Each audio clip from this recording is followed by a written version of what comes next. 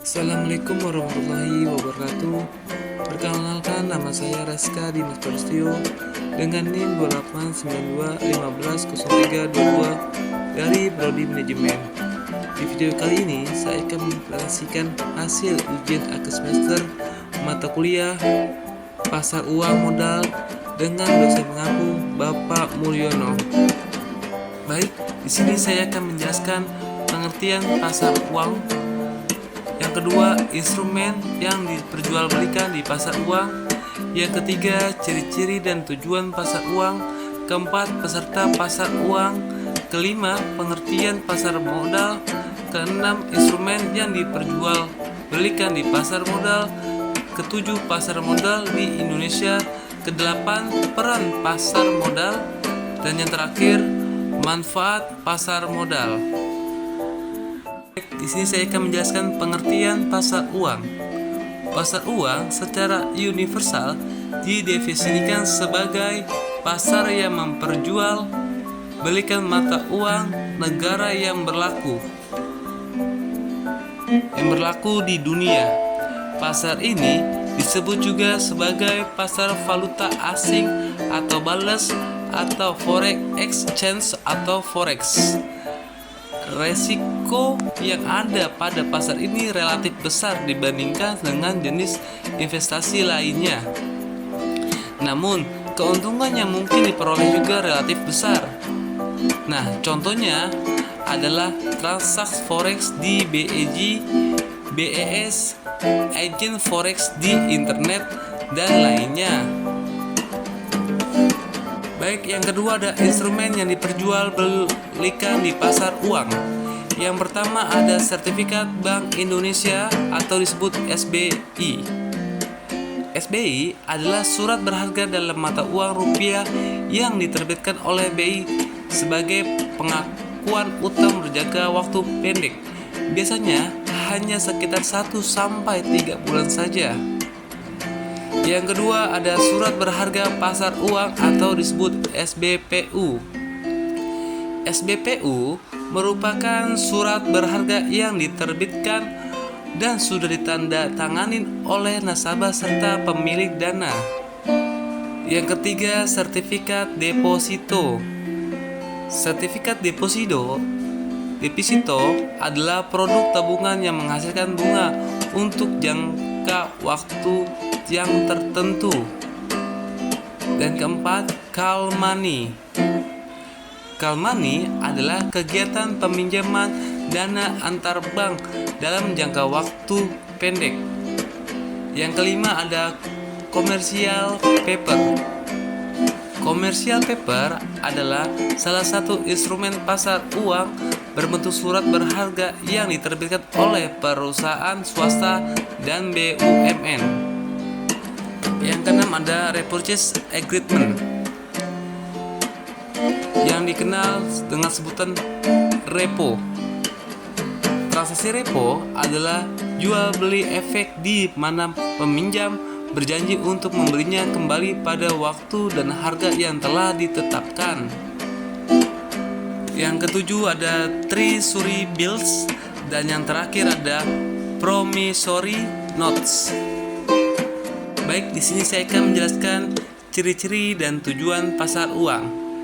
Ciri-ciri pasar uang yang pertama ada menekankan pada pemenuhan dana jangka pendek.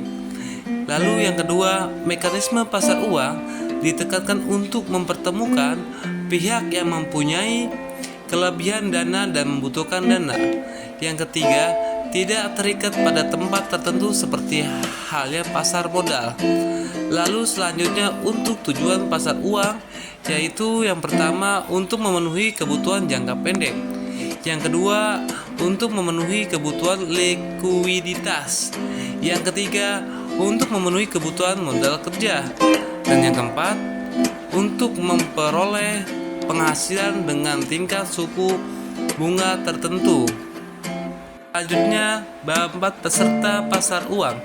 Yang pertama ada bank, yang kedua yayasan, yang ketiga dana pensiun, keempat perusahaan asuransi, kelima perusahaan besar, keenam lembaga pemerintah, ketujuh lembaga keuangan, dan yang terakhir individu masyarakat. Pengertian pasar modal. Pengertian pasar modal di dalam Undang-Undang Pasar Modal Nomor 8 Tahun 1995, pengertian pasar modal dijelaskan lebih spesifik sebagai kegiatan yang bersangkutan dengan penawaran umum dan perdagangan efek. Perusahaan publik yang berkaitan dengan efek yang diterbitkan serta lembaga profesi yang berkaitan dengan efek. Pasar modal dikenal sebagai tempat bertemu penjual dan pembeli modal. Instrumen yang diperjualbelikan di pasar modal. Yang pertama ada saham. Saham adalah penyertaan modal dalam pemilikan suatu perseroan terbatas. Saham merupakan pemilik sebagian dari perusahaan tersebut. Ada dua jenis saham, yaitu saham atas nama dan saham atas tunjuk. B. Obligasi. Obligasi adalah surat pengakuan utang atas peminjaman yang diterima oleh perusahaan penerbit obligasi dari masyarakat. C. Derivatif dari efek. Bentuk derivatif dari efek antara lain yaitu 1. Right atau klaim. Right adalah bukti hal memesan saham terlebih dahulu yang melekat pada saham, yang memungkinkan pemegang saham untuk membeli saham baru yang akan diterbitkan oleh perusahaan sebelum saham-saham tersebut ditawarkan kepada pihak lain.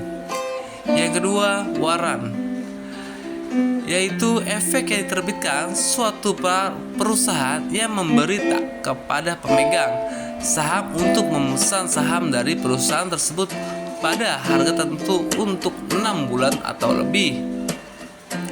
Yang ketiga, obligasi konvertible, yaitu obligasi yang setelah jangka waktu tertentu dan selama masa tertentu dengan perbandingan atau harga tertentu dapat ditukarkan menjadi saham. Baik, pasar modal di Indonesia. Yang pertama ada Badan Pengawas Pasar Modal. Yang kedua, Bursa Efek. Bursa Efek adalah pusat perdagangan saham dan berbagai instrumen keuangan lain. Yang ketiga, perusahaan efek. Perusahaan efek adalah sebuah pihak yang berkutat dalam pasar modal dan diatur hukum Indonesia. Perusahaan efek menurut Pasal 1 Ayat 21 Undang-Undang Nomor 8 Tahun 1995 tentang pasar modal adalah pihak yang melakukan kegiatan usaha sebagai penjamin efek, perantara efek, dan manajer investasi. Keempat, lembaga clearing dan penjamin, yaitu pihak yang menyelenggarakan jasa clearing dan penjamin penyelesaian transaksi bursa, yaitu suatu proses penentuan hak dan kewajiban dari anggota clearing atau perusahaan efek yang dihasilkan dari transaksi efek yang dilakukan di bursa efek. Yang kelima ada lembaga penyimpanan dan penyelesaian, yaitu pihak yang menyelenggarakan kegiatan kustodian sentral bagi bank, kustodian perusahaan efek dan pihak lain. Setiap transaksi bursa wajib diselesaikan oleh para pihak yang melakukan transaksi bursa karena merupakan transaksi yang saling terkait dari waktu ke waktu.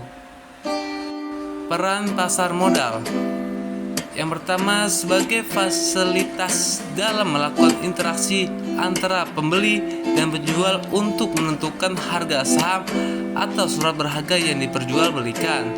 Yang kedua, pasar modal memberikan kesempatan kepada investor untuk memperoleh hasil yang diharapkan. Yang ketiga, pasar modal memberikan kesempatan kepada investor untuk menjual kembali saham yang dimilikinya atau surat berharga lainnya.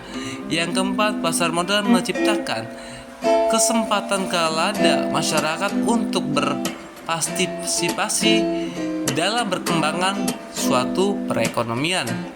Yang kelima, pasar modal mengurangi biaya informasi dan transaksi surat berharga. Selanjutnya ada manfaat pasar modal. Terbagi menjadi dua, bagi emiten dan bagi investor. Saya akan menjelaskan untuk manfaat pasar modal bagi emiten. Yang pertama, satu, jumlah dana yang dapat dihimpun berjumlah besar dan dapat sekaligus diterima oleh emiten pada saat pasar perdana. Yang kedua, tidak ada konvenat sehingga manajemen dapat bebas dalam mengelola dana yang diperoleh perusahaan. Yang ketiga, solvabilitas perusahaan tinggi sehingga memperbaiki citra perusahaan dan ketergantungan terhadap bank kecil. Lanjut, selanjutnya manfaat bagi investor. Yang pertama, nilai investasi berkembang mengikuti pertumbuhan ekonomi. Yang kedua, sebagai pemegang saham, investor memperoleh dividen. Lalu yang terakhir, bagi pemegang saham mempunyai hak suara dalam rapat umum pemegang saham. Baik, sekian video dari saya. Kurang lebihnya mohon maaf. Wassalamualaikum warahmatullahi wabarakatuh.